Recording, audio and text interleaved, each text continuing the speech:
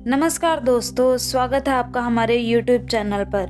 हमारी आज की वीडियो में हम जानेंगे कि महाभारत में अर्जुन के रथ पर हनुमान जी के विराजित होने के पीछे क्या कारण है।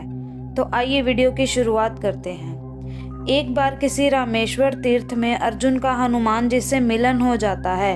इस पहली मुलाकात में हनुमान जी से अर्जुन ने कहा, अरे राम और रावण के युद्ध के समय तो आप थे। तो हनुमान जी ने कहा, हाँ। तभी अर्जुन ने कहा, आपके स्वामी श्री राम तो बड़े ही श्रेष्ठ धनुषधारी थे, तो फिर उन्होंने समुद्र पार जाने के लिए पत्थरों का सेतु बनवाने की क्या आवश्यकता थी। यदि मैं वहां उपस्थित होता तो समुद्र के बाणों का सेतु बना देता, जिस पर चढ़कर आपका पूरा वानर दल समुद्र पार कर लेता। इस पर हनुमान जी ने कहा, असंभव, बाणों का सेतु वहां पर कोई काम नहीं कर पाता। हमारा यदि एक भी वानर चढ़ता तो बाणों का सेतु छिन्न छिन्न हो जाता। अर्जुन ने कहा, नहीं, देखो ये सामने सरोवर है, मैं उस पर बाणों का एक सेतु बनाता हूँ। आप इस पर चढ़कर सरोवर को आसानी से पार कर लेंगे। हनुमान जी ने कहा, असंभव। तब अर्जुन ने कहा, यदि आपके चलने से सेतु टूट जाएगा तो मैं अग्नि में प्रवेश कर जाऊंगा, और यदि नहीं टूटता है तो आपको अग्नि में प्रवेश करना पड़ेगा। हनुमान जी ने कहा, मुझे स्वीकार है, मेरे 2 चरण ही इसने झेल लिए तो मैं हार स्वीकार कर लूंगा। तब अर्जुन ने अपने प्रचंड बाणों से सेतु तैयार कर दिया।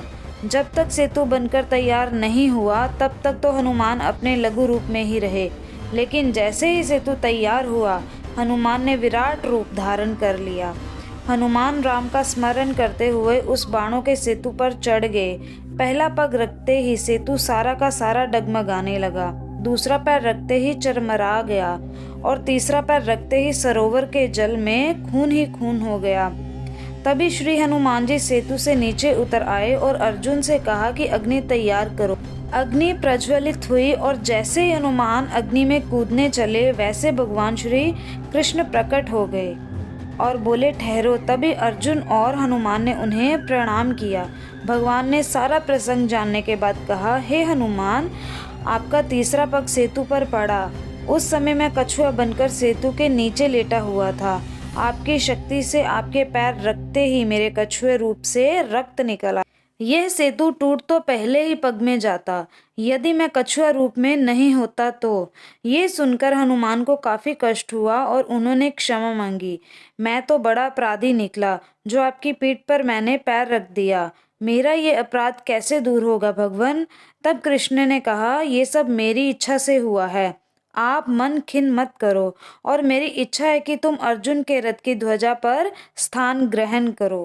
इसलिए द्वापर में श्री हनुमान जी महाभारत के युद्ध में अर्जुन के रथ पर विराजित रहते हैं।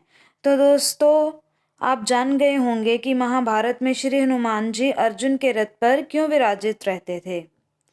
अगर आपको हमारी ये वीडियो अच्छी लगी हो तो इस वीडियो को लाइक करें और चैनल को सब्सक्राइब करना ना भूलें।